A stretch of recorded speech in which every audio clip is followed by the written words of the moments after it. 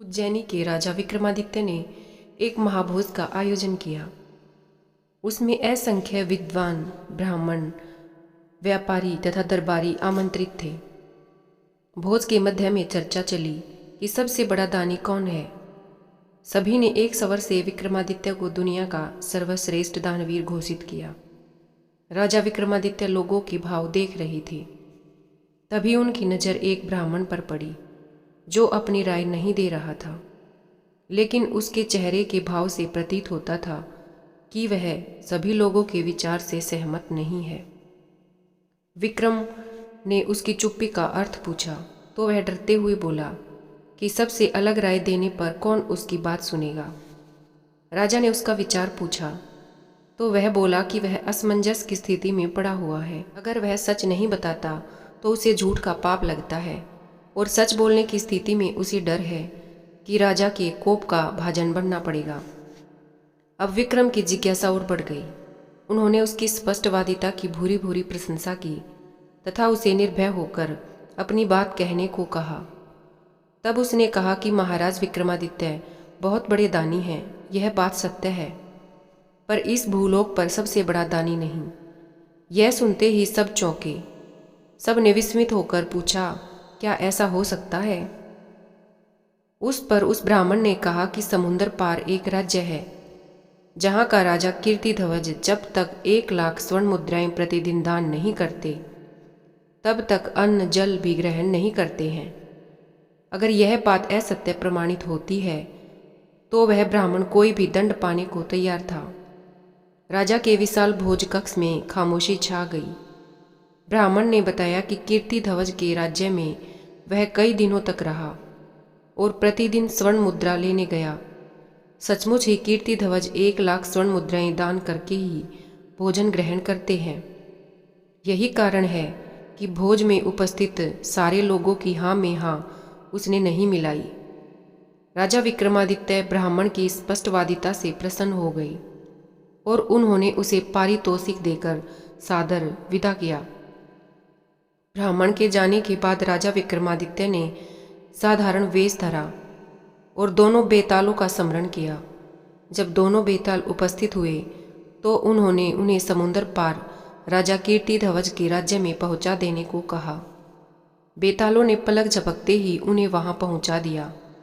कीर्तिध्वज के महल के द्वार पर पहुंचने पर उन्होंने अपना परिचय उज्जैनी नगर के एक साधारण नागरिक के रूप में दिया तथा कीर्तिध्वज से मिलने की इच्छा जताई।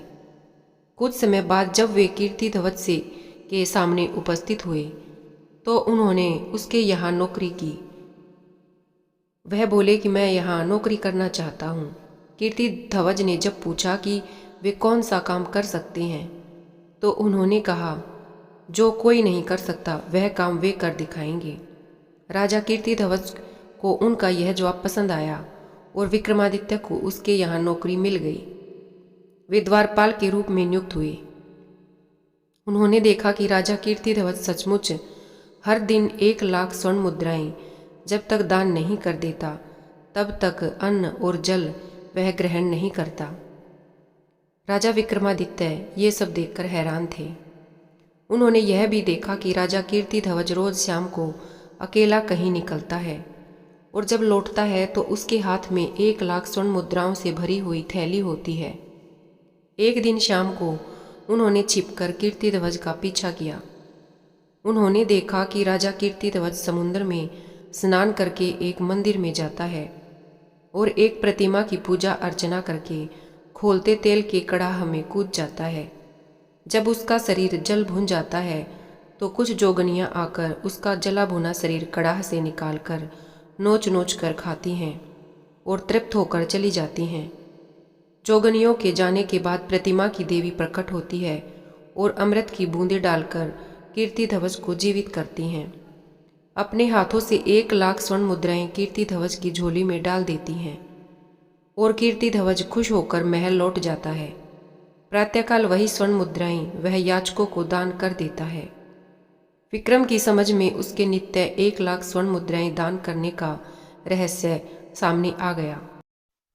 अगले दिन राजा कीर्तिध्वज के स्वर्ण मुद्राएं प्राप्त कर चले जाने के बाद विक्रम ने भी नहा धोकर देवी की पूजा की और तेल के कड़ाह में कूद गए।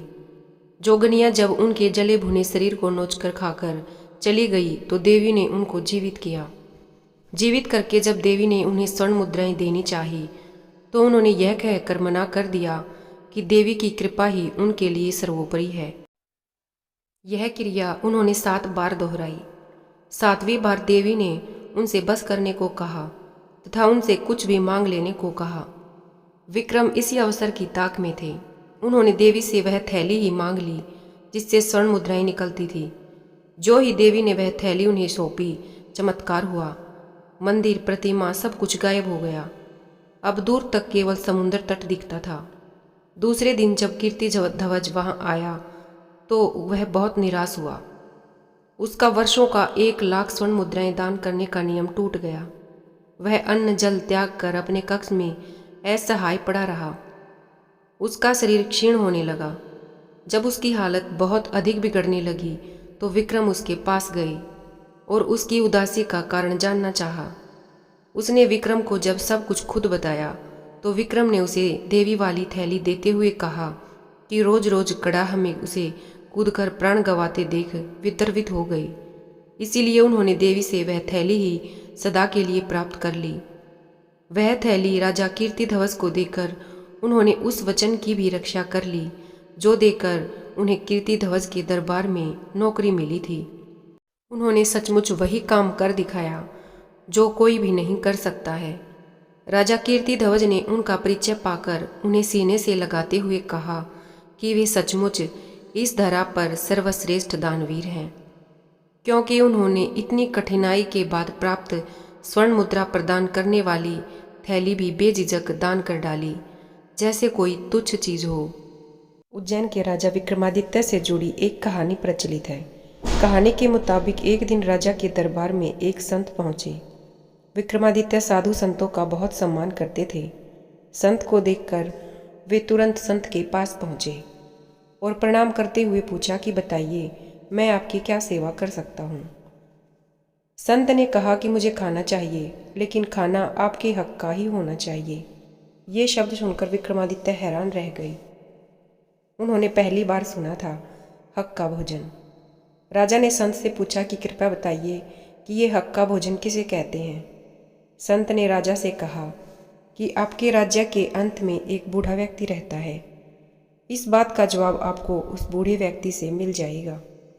संत की बात सुनकर राजा तुरंत ही उस बूढ़े व्यक्ति के पास पहुंच गए।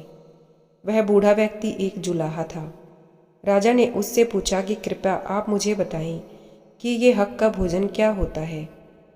जुलाहे ने कहा कि आज मेरे पास जो खाना है उसमें आधा मेरे हक का है और आधा दूसरे के हक का है। अभी कुछ दिन पहले मैं मेरा काम कर रहा था। उस समय अंधेरा हो गया तो मैंने दीपक जलाया। उसी समय कुछ लोग मशाले लेकर यहाँ से गुजर रहे थे तो मैंने मेरा दीपक बुझा दिया और उनकी मशालों में जो रोशनी थी उसी से मैंने अपना बाकी काम कर लिया। उस काम से मुझे जो धन मिला है उसमें आधा तो मेरे काम का है और आधा उन लोगों का है जिनकी मशालों की रोशनी से मैंने वो काम पूरा किया था।